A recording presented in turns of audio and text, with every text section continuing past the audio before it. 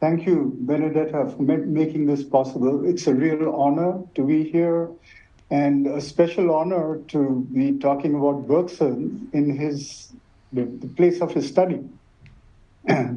So my talk is called The Inward Turn and the Radically Creative Posthuman, Bergson, Deleuze, and Sri Aurobindo. A gradual dividing line separates philosophy of the Enlightenment era from modern continental philosophy of the 20th and 21st century. The characteristics of this shift, seemingly hazy, are a turn from the attempt to arrive at a parsimonious relational description of reality based on knowledge gathered by the senses, the imagination, and the memory, aiding the operation of ideation and rational judgment, the cogito, to an acknowledgement of the subjective nature of our experience of reality, the temporal and historical situation of our knowledge, and the need for praxis in transforming ourselves and/or our worlds. It is Nietzsche who stands at the head of this modernist turn. He foreshadows this shift through a displacement of the center of the subject from the rational ego, cogito, to the will to power.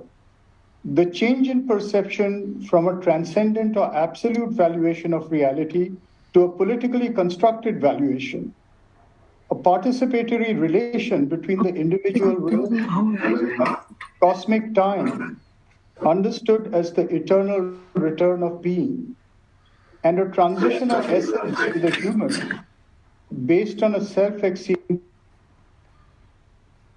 Übermensch, commonly translated Superman. These displacements challenged Enlightenment epistemology to privilege an untimely creativity, perpetually remaking the world. Nietzsche also broke with the form of propositional logic used in philosophy, articulating his ideas in short, intuitive insights presented in aphoristic and discursive fashion, and sometimes in parables. This articulation blurred the dividing line between philosophy and poetry. It inaugurated a trend towards the collapse of disciplinary boundaries, as well as the boundary between theory and praxis.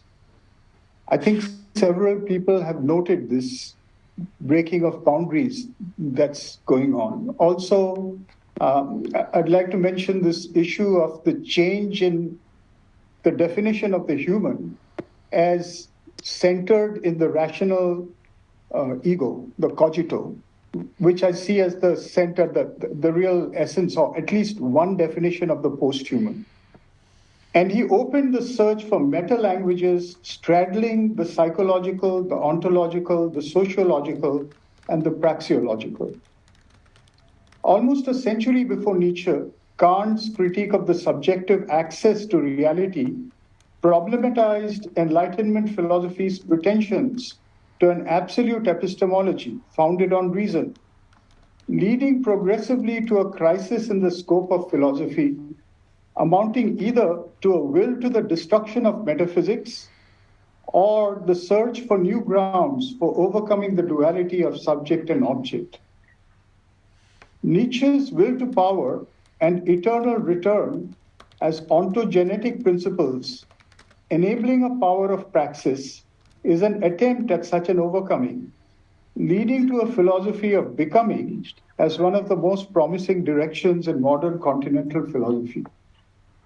This is more so because another key aspect to the crisis of Enlightenment philosophy is its increasing obsolescence, with the hegemonic rise of natural philosophy normalized as science and its applied double, technology. In the telling of Heidegger, this was the natural consequence of the Enlightenment's rational and objective epistemology, portending the end of philosophy. His quote, "The end of philosophy proves to be the triumph of the manipulable arrangement of a scientific technological world and of the social order proper to this world. The end of philosophy means the beginning of the world civilization based upon Western European thinking," unquote.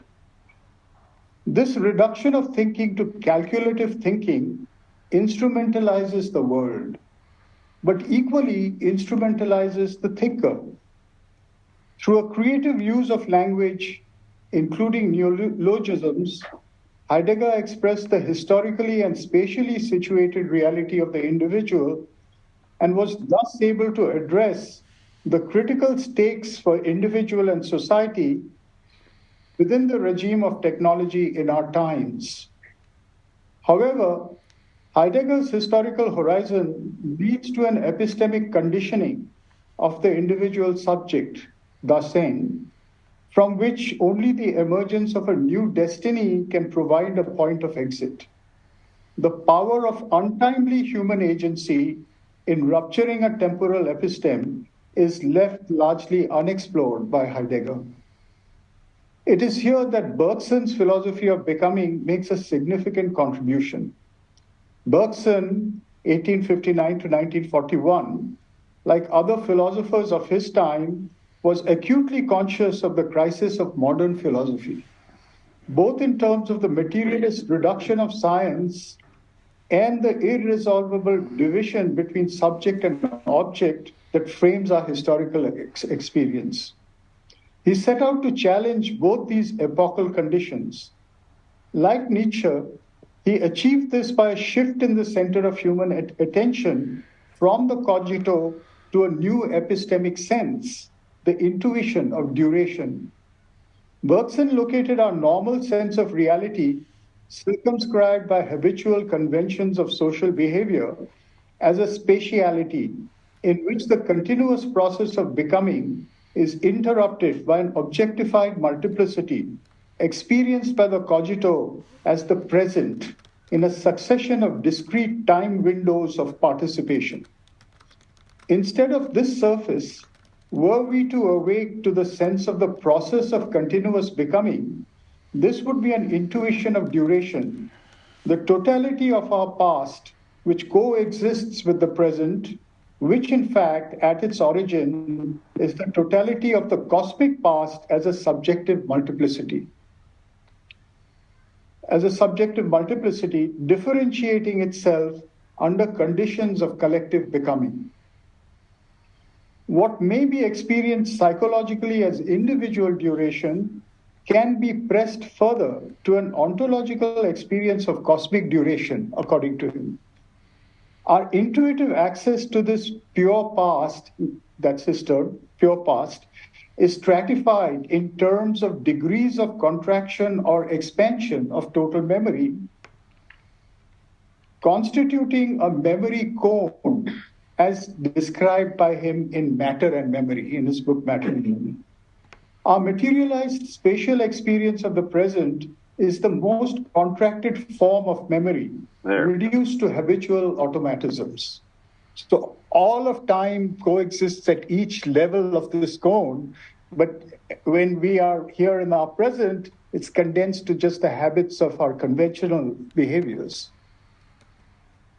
The mind defaults to a participant in this layer of habits, but it may disengage itself and experience a more expansive memory.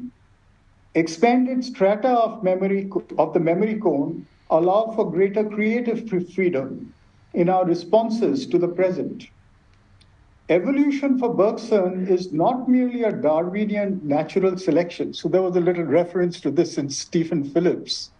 So it isn't that either Bergson or Sri Aurobindo is responding to Darwin particularly.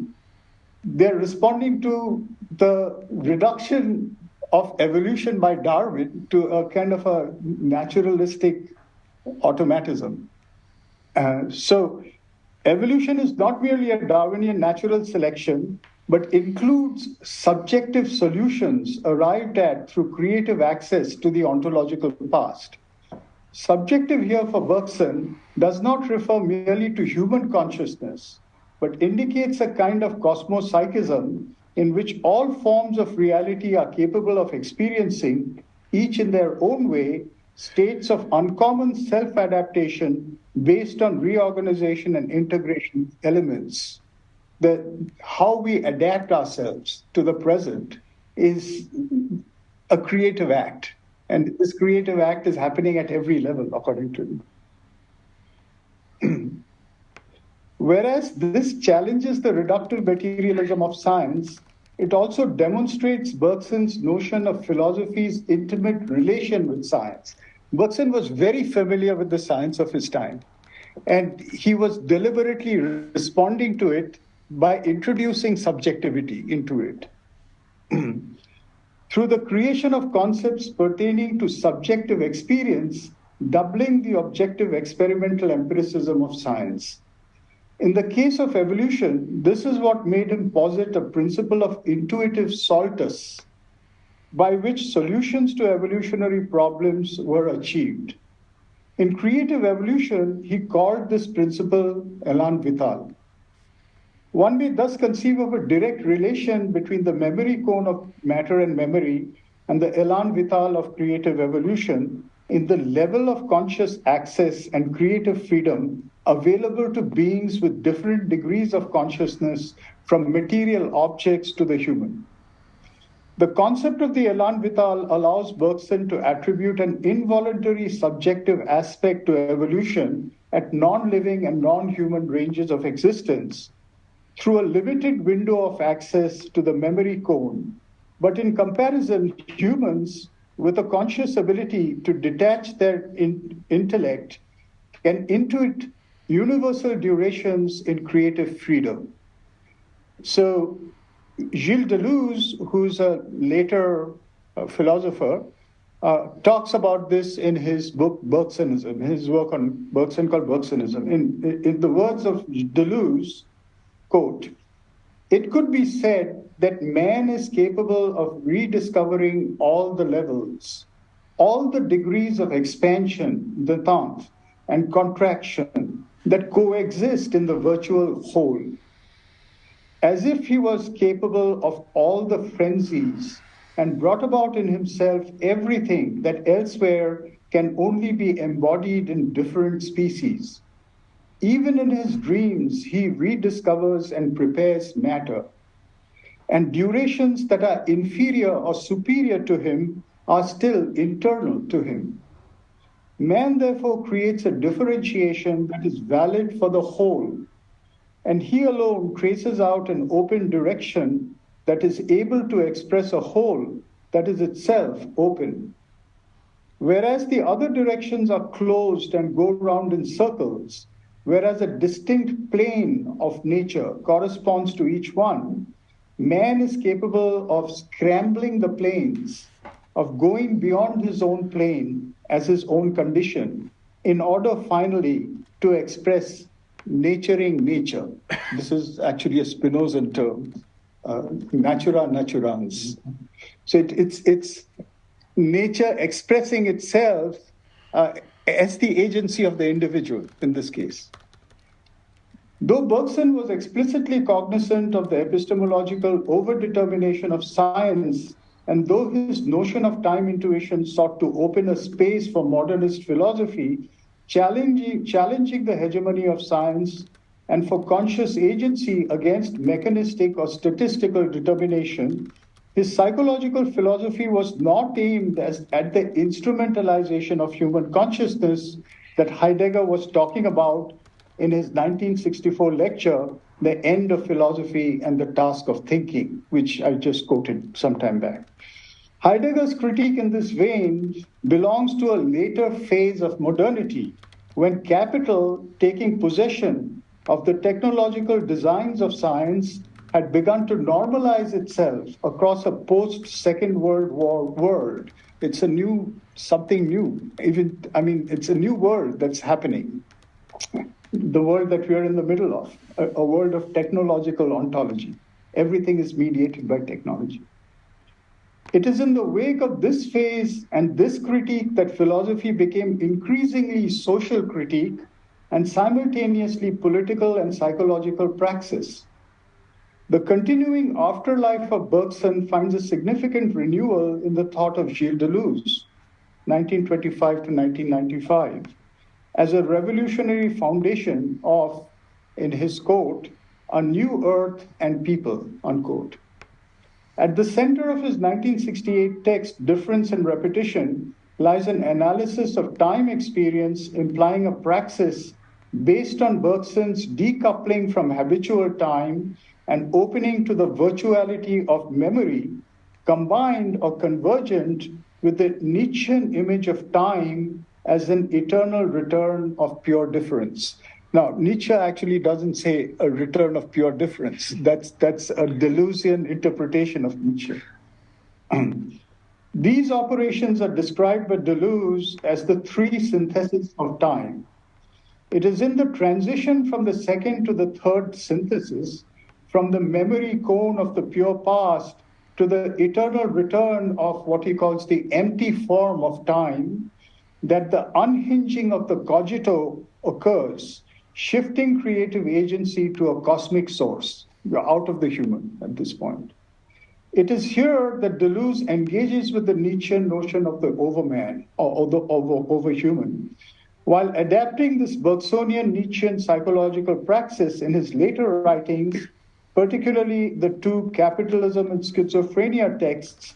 Deleuze, along with his co-author Felix Guattari, engages in prolific conceptual fertility to map the political conditions for an anarchistic social existence against the capitalistic capture of the world through the state apparatus and the world market. If the technological instrumentalization of the human is an explicit danger in the West only from the mid-1960s, post-Enlightenment modernity has instrumentalized non-Western populations in the guise of colonialism from its beginnings. In fact, colonialism may be defined as the instrumental reduction of native subjects, term subaltern by Antonio Gramsci. As a result, the critique of modernity from its anti-colonial margins has explicitly anticipated the political turn in postmodern philosophy. It is for this reason that the thinking of several figures of this time remains contemporary, far beyond their nationalist relevance. A particular example of this kind is Aurobindo Ghosh, later Sri Aurobindo, 1872 to 1950.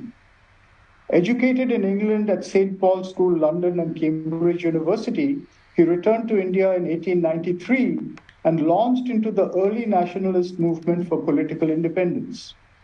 Though he left this movement in 1910 following powerful spiritual experiences and wrote extensively on yoga philosophy and praxis, his roots in anti-colonial revolution must not be lost sight of in relation to these teachings. It is the struggle for political liberation that drew him to yoga, and the conditions for a society free from subjection continued to be a goal of his psychological experiments and his ideas. Sri Aurobindo was a junior contemporary of Nietzsche and Bergson and a senior contemporary of Heidegger and Deleuze.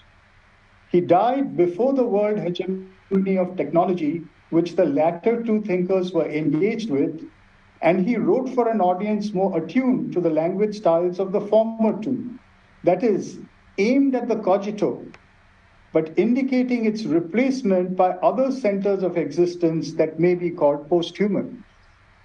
So this is something interesting with regard to Devdeep's talk about the ideal of human unity, where it's all being addressed, as it were, to the rational thinking person.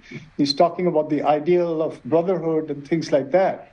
But it's really pointing to his yoga texts, an indicator to other things, other forms of subjectivity. As a result, his texts partake of the disciplinary specialization of post-Enlightenment modernity to the detriment of an integral view of his own integral thought. To do justice to his contribution to our time, his philosophical, psychological, social, and political texts must be read in a complementary fashion to orient oneself towards an image of the divine life as he conceived it. This is hardly done today. All the yoga people read yoga, the philosophy people read philosophy, and the social and political thought is usually left outside. And as a result, you have all kinds of ethical problems that have arisen in the so-called Sri Aurobindo community. This may be considered a post-human existence. The image of the divine life may be considered a post-human existence founded in a polity of what he called spiritual anarchism. We looked at this already also, the movement to spiritual anarchism. And what his spiritual partner and collaborator, the French, Turkish, Italian mystic Mira Alfassa, who he designated the mother, called divine anarchy. She has described the social condition more appropriately as follows. It's a quotation. A Gnostic or supramental community can exist only on the basis of the inner realization of each of its members, each one realizing his real concrete unity and identity with all the other members of the community. That is, each one should feel not like just one member united in some way with all the others, but all as one within himself. For each one, the others must be himself as much as his own body, not mentally and artificially, but by a fact of consciousness, by an inner realization, unquote. Now, this is actually the so-called brotherhood, fraternity that Sri Aurobindo is talking about, the post-human definition of the fraternity. This implies a power of consciousness capable of universalizing itself. It is also reminiscent of Spinoza's third kind of knowledge that Deleuze often referred to, a knowledge by identity that overcomes the divide of subject and object. And one may say both in the body as well as in the mind. I mean, these are two kinds of, there's a universal, the oneness of a universal body and the oneness of a universal mind as the source of our knowledge. Finally, it has temporal implications, since this is a dynamic state of knowledge action in which the whole and all its parts are realized in each part in real time as the infinite potential of the whole manifesting itself as the eternal return of difference. But both the terms Gnostic and supramental mentioned here are Sri Aurobindo's uses referring to the post-human condition that he outlined as the goal of his yoga, a process he also saw as conscious evolution. As a junior contemporary of Nietzsche and Bergson, he had read both these thinkers. His use of the term Superman is adopted from Nietzsche, and his equation of yogic psychological praxis with conscious evolution may have at least been influenced by Bergson. Traditionally, yoga philosophy has not been known to voice the idea of evolution, though in Sri Aurobindo's revisionary reinterpretations of Vedic hymns and the Upanishads, he draws out the metaphysics of evolution.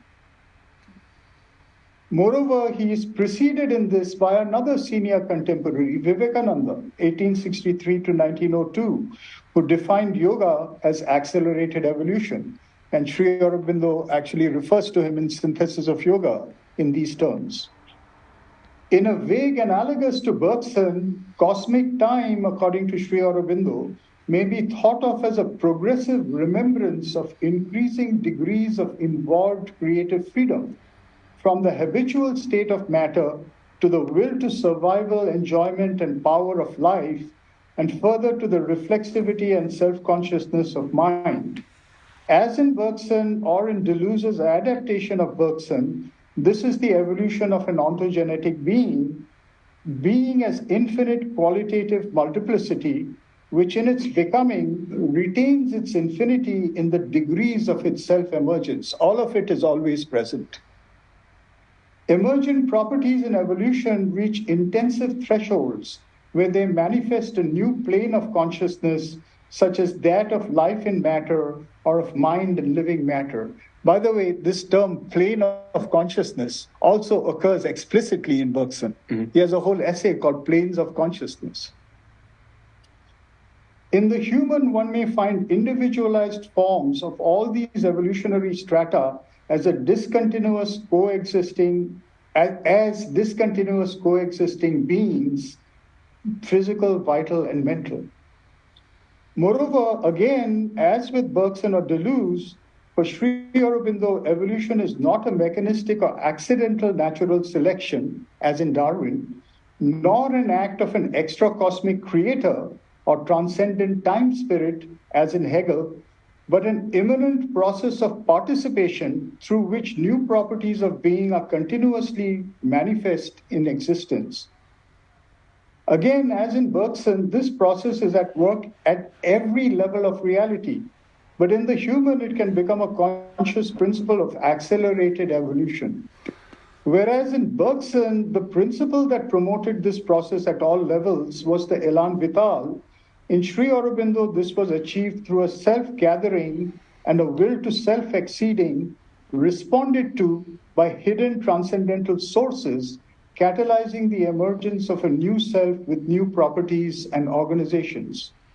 In the human, he saw this process leading not merely to a replacement of the given center of individuality, the cogito, but post-human states of transpersonal and supramental existence.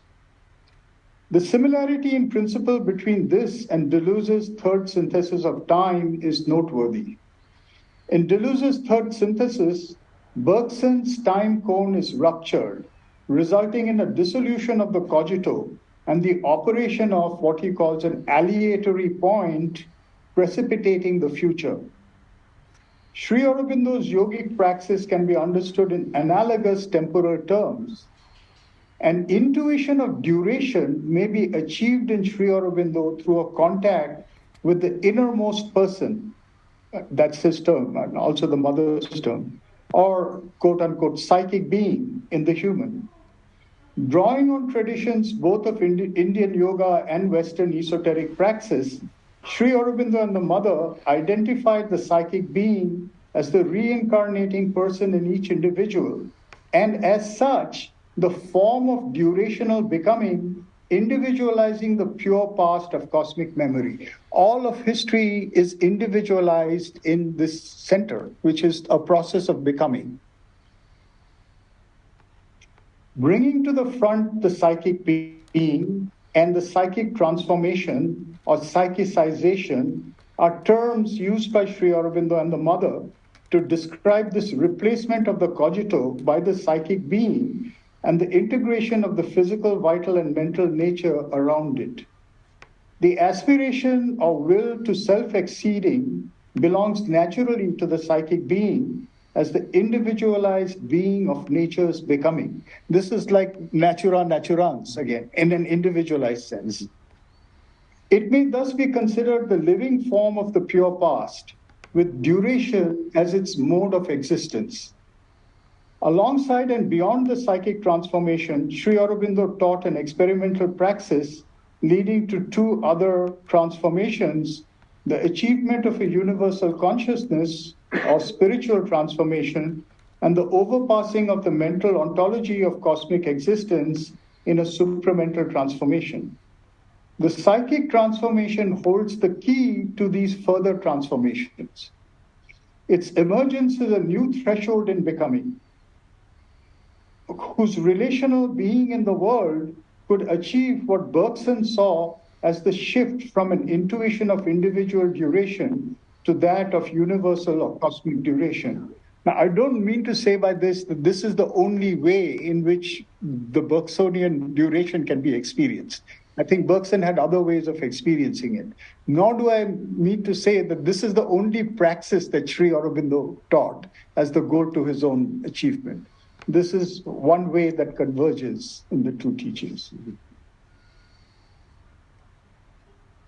Its will to self-exceeding structures time as the eternal return of being, manifesting ever new qualities and powers of becoming.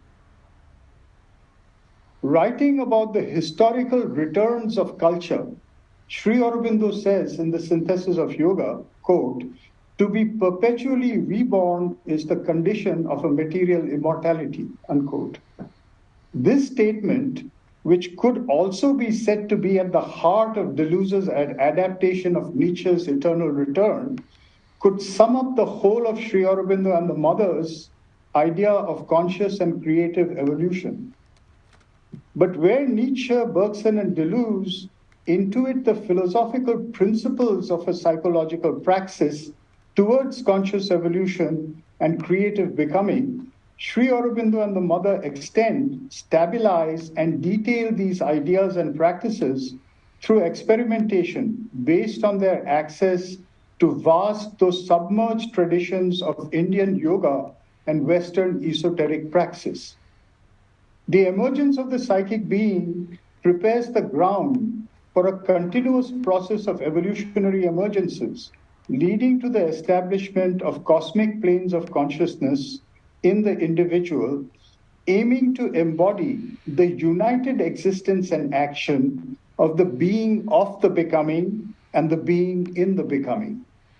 This could be one definition of Sri Aurobindo's Superman, or Gnostic being, as the mother invoked in her description of a realized spiritual anarchism as the polity of the future. Next.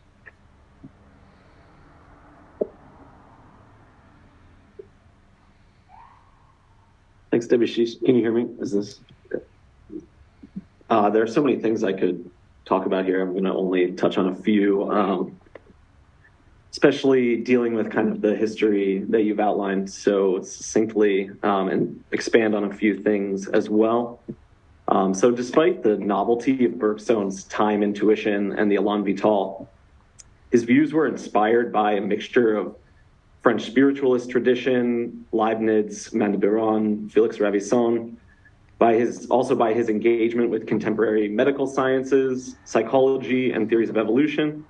And additionally, we can find traces in things like eclecticism, Berkeley's idealism, Plato, Plotinus, even Aristotle, and post-Kantian metaphysical psychology. And then there's another, perhaps unexpected source of influence, which is from mathematics, especially the mathematics of the infinite and calculus, which I'm going to talk about a little bit. And Bergson has frequently been mischaracterized as an anti-intellectual opponent to science. So that's why I think we, really stress that that's not true. He actually anticipated a lot of core aspects, especially of the science of complexity, and inspired many of its founders, such as Ilya Prigogine, who is in thermodynamics. So Bergson's time intuition can be described in terms of a metaphysical interpretation of calculus. So let me quick go through that. Basically, Leibniz and Newton both invented calculus, and theirs were slightly different, had different emphasis. So Leibniz's idea for the calculus partially came from his monadology, which I don't know if everybody's familiar with, but a monad is a whole that uniquely integrates the entire universe into a perspective. And so for Leibniz, there's no world in itself out there. There's only an infinity of unique perspectives that are harmonious with one another. And Leibniz tells us that he got his idea for integral calculus from Aristotle's Entelikeia, which he calls entelechy. Entelikeia was a philosophical neologism created by Aristotle. Its meaning was derived from the inner intuition of the continuity of thought itself. It names the continuity of the act of the mind in its action. It's a complete or integral unity that is behind the act of thinking, which holds together an infinite multiplicity in an indivisible continuity. Entelikeia is the very continuity of psychical life. The soul, he says, is the entelikeia of the body. Leibniz called these fundamentally spiritual realities monads, and Bergson reframes this whole idea as this inner continuity in terms of the indivisibility of our lived duration, durée vécue. Sorry for my terrible pronunciation. So, okay, that's one half of the metaphysical interpretation of calculus. The other corresponds to the part that Newton described better, which is the infinity of flowing differentials or fluxions. These are infinitely small moments of becoming. Bergson saw metaphysics as, on the one hand, an encounter with becoming, with fluxion, and on the other hand, a work of integration, monadization, if we can use such a disgusting word, which creates continuity out of an infinity of flowing. think about a curve, which is something that calculus tries to describe mathematically. A curve changes directions at every moment, and we can draw a tangent on a curve, and it touches it at one dot. A curve is not constructed out of straight lines. There's no straight lines within a curve. Those are completely derivative, not constructive of a curve. The infinite multiplicity of differentials or fluxions form the integral unity of the curve. So it's a unity and an infinite multiplicity. And then again, you have this idea of the derivative, which is basically what he thinks the intellect is for Deleuze, or for Bergson. And you talked about the kind of snapshots within duration. So these two halves of calculus come together. Every fluxion of our duration, of our life's unfolding, is a new, unique integration of the entire universe and all the prior moments of our life. Each moment of life is an integral whole, but is also continuous with every other moment in a flow of duration. Metaphysics is the science of the continuity between this kind of eternal unity of the integral on the one hand, and the multiplicity of radical novelty in the process of evolution, on the other hand. This continuity is spirit itself. The integral spiritualism of Bergson and Aurobindo is this synergy of integral unity of our memory and the flowing multiplicity of our body in a kind of loving involution of the elan vital and creative evolution. Briefly, our memory is infinite, right? You've hit on this, but it integrates an infinity of details of every moment from our life, an infinite number of unique moments that can't be replaced with any other moment. Memory is not a totality or an all of our memories, which would be closed and static, but a whole which remains open to revision. So spirit is creative by reintegrating our memories. It makes the infinity of that into a potential for the emergence of novelty. Okay, so that's the metaphysical interpretation of calculus. Now, Deleuze was able to build further on Bergson's philosophy as well as on insights from thermodynamics and nonlinear mathematics, which developed after Bergson's time, especially the work of Gregory Bateson. Deleuze and Guattari used these insights to radically revise the body politic of people like Plato and Hobbes, reframing it with a non-hierarchical model of multiplicities, dissipative structures, iterative patterns, emergent feedback loops, things like that. Many more ideas beyond that. In Guattari's Three Ecologies and Deleuze and Guattari's What is Philosophy, we find the ecological as well as like swarms and viral aspects of life being used to deconstruct the individualist model of sovereign and citizen, right? The body politic of sovereign and citizen.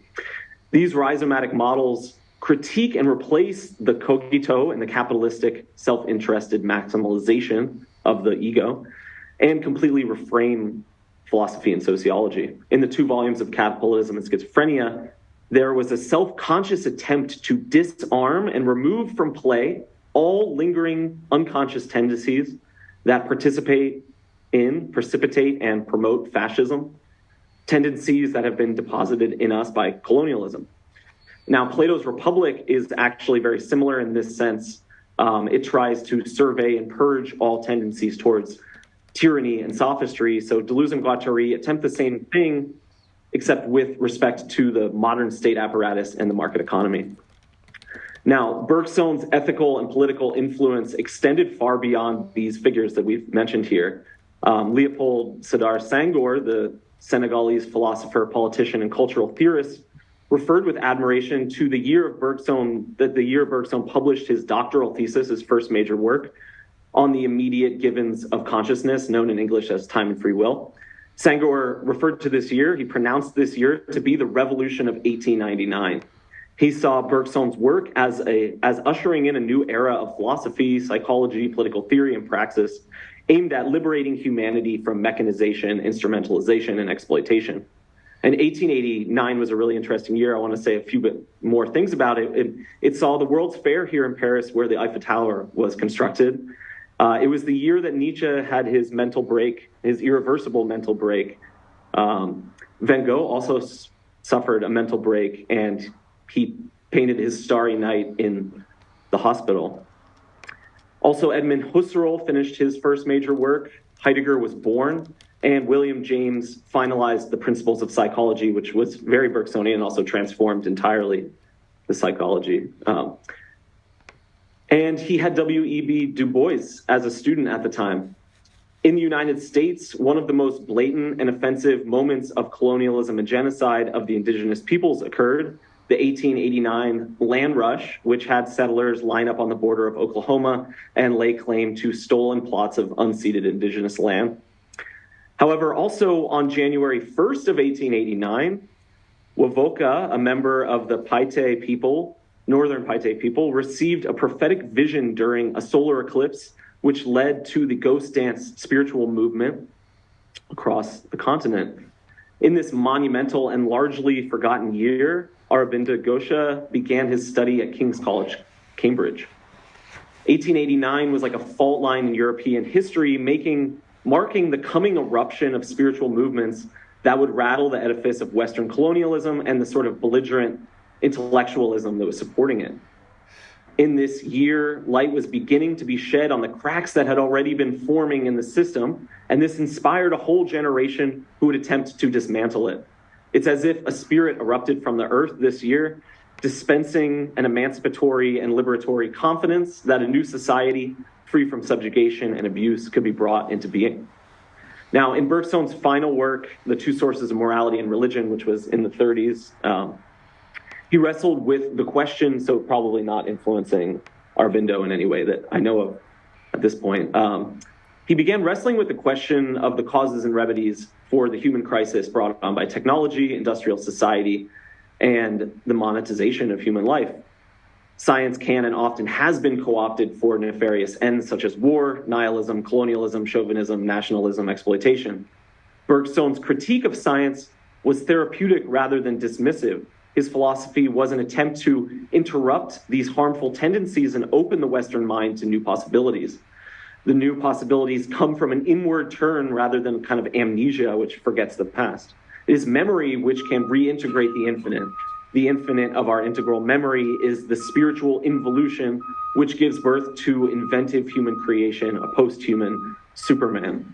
Aurobindo and the mother leveraged the resources of yoga discipline to this end. In a way, they're perfectly fulfilling what Bergson had called for when he said that a future mysticism must make use of technology and machination in order to propagate intuitions, insights, and spiritual evolution. We would call these spiritual techniques or even technologies. Bergson went so far as to say, perhaps in a hyperbole, that the universe is a machine for the creation of gods. And echoing kind of Nietzsche and Aurobindo there. This mystical inspiration is not a ghost in a machine. Bergson clearly thought that consciousness was endemic to matter itself, was involution. He doesn't use that term. It's not descending in it from above. It emerges in a turning inward or an opening of the heart, as he uses later, that phrasing, away from egoism and transactional reasoning, turning away. Bergson's views on mysticism also echo Socrates' claim that in order to reattach ourselves to the world soul, to what Bergson would call universal duration or elan vital, we must use recollection. This is a paradoxical evolution that is at the same time an involution of our eternal integral selves, an eternal return of novelty. This recollection opens us to an inner voice which calls us to a new life. The recollective intuition of the essence of life and consciousness as creative and transformative results in an opening of a heart from its closure in egoism, mechanism, exploitative, transactional reasoning. So the goal of Bergson and Aurobindo is therefore the same: to induce intuitions, open hearts, and inspire creative ways to live together in peace, free from exploitation. Yeah, thank you.